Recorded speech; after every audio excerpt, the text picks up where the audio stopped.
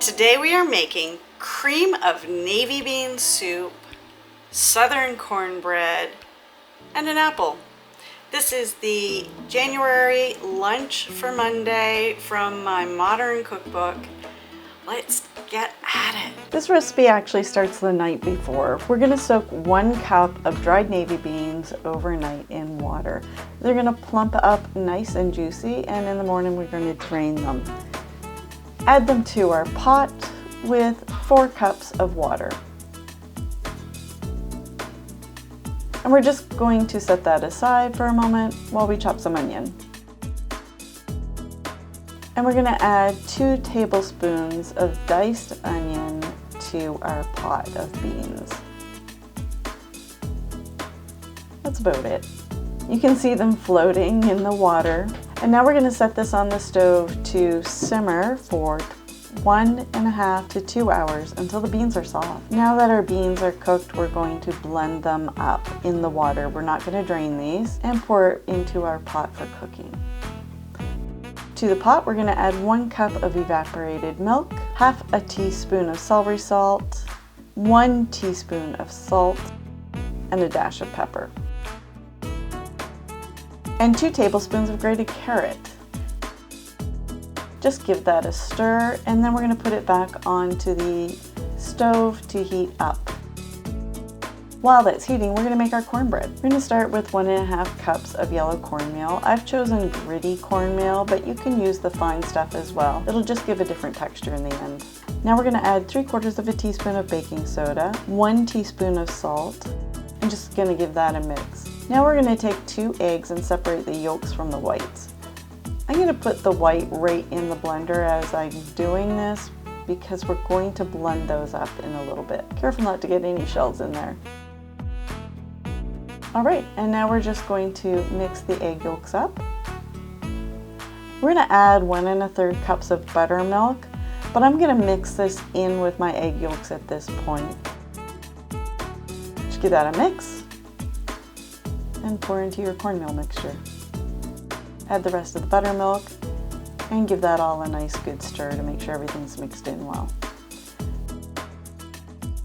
Next, we're going to add 1/4 cup of melted shortening. Mix that in. It's time to mix up our egg whites now. We're just going to turn the beater on and let those go until they are stiff. That looks pretty good.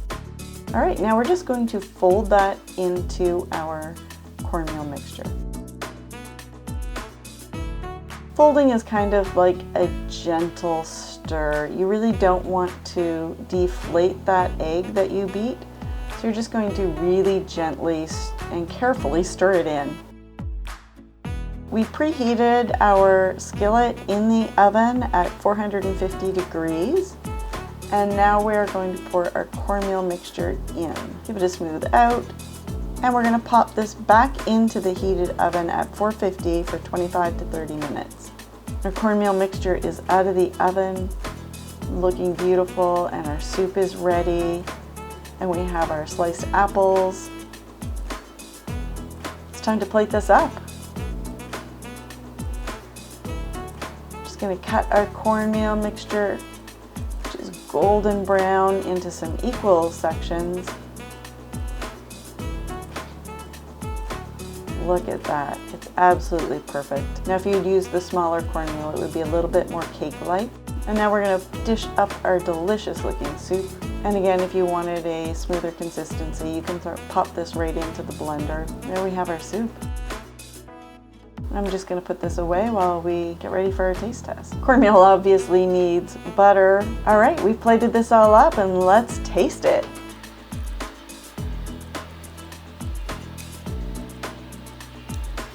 I really like this. I'm going to be making this again. This is delicious. Time for our hot cornbread. Look at that. Shall we do the squish test? Squish.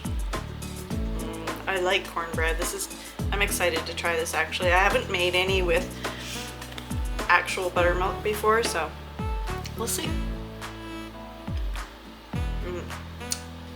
Choo choo choo. Okay. I used the large gritty cornmeal.